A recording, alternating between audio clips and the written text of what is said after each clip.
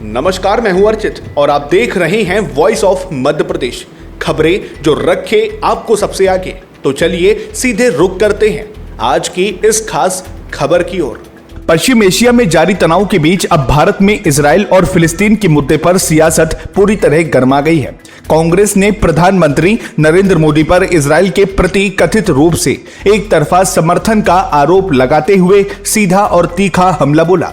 कांग्रेस महासचिव जयराम रमेश ने केंद्र सरकार के रुख को भारत की पारंपरिक विदेश नीति के खिलाफ बताया। दरअसल ये विवाद इजरायली प्रधानमंत्री बेंजामिन नेतन्याहू के उस बयान के बाद शुरू हुआ जिसमें उन्होंने दावा किया था कि दुनिया भले ही इजराइल को अवैध ठहराए, लेकिन भारत में उन्हें अटूट समर्थन हासिल है। इस पर पलटवार करते हुए कांग्रेस नेता जयराम रमेश ने सोशल मीडिया प्लेटफॉर्म एक्स पर लिखा कि प्रधानमंत्री का रुख भारत की पारंपरिक विदेश नीति और मानवीय मूल्यों के विपरीत है।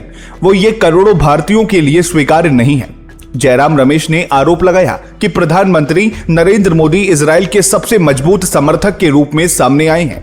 उन्होंने कहा कि पीएम मोदी ने ईरान के शीर्ष नेतृत्व की लक्षित हत्याओं की कभी निंदा नहीं की और न ही गाजा में जारी इजराइल सैन्य अभियानों की कोई सार्वजनिक आलोचना की। इसके साथ ही उन्होंने लेबनान पर इजरायली हमलों और वेस्ट बैंक में फिलिस्तीनियों के विस्थापन पर सरकार की चुप्पी को लेकर भी गंभीर सवाल उठाए हैं। कांग्रेस नेता ने फरवरी 2026 में प्रधानमंत्री मोदी की इजराइल के साथ हुई गर्मजोशी भरी मुलाकात का भी जिक्र किया। उन्होंने कहा कि इसके तुरंत बाद इजराइल और अमेरिका ने मिलकर ईरान पर बड़े पैमाने पर हवाई हमले शुरू किए थे।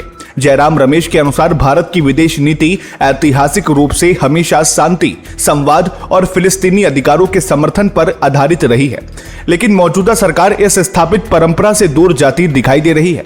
नेतन्याहू के दावे को खारिज करते हुए कांग्रेस ने साफ कहा कि इजराइल को मिल रहा यह समर्थन पूरे भारत का नहीं बल्कि सिर्फ प्रधानमंत्री मोदी और उनके राजनीतिक तंत्र का निजी नजरिया हो सकता है। जयराम रमेश ने दावा किया कि देश की एक बहुत बड़ी आबादी आज भी फिलिस्तीनी जनता के प्रति सहानुभूति रखती है। अंत में कांग्रेस ने केंद्र सरकार से मांग की है कि वह पश्चिम एशिया के संघर्ष और गाजा की स्थिति पर अपना रुख देश के सामने पूरी तरह स्पष्ट रख दे। फिलहाल इस खबर में इतना ही। देश और दुनिया की तमाम बड़ी खबरों के लिए सब्सक्राइब करें वॉइस ऑफ मध्य प्रदेश को।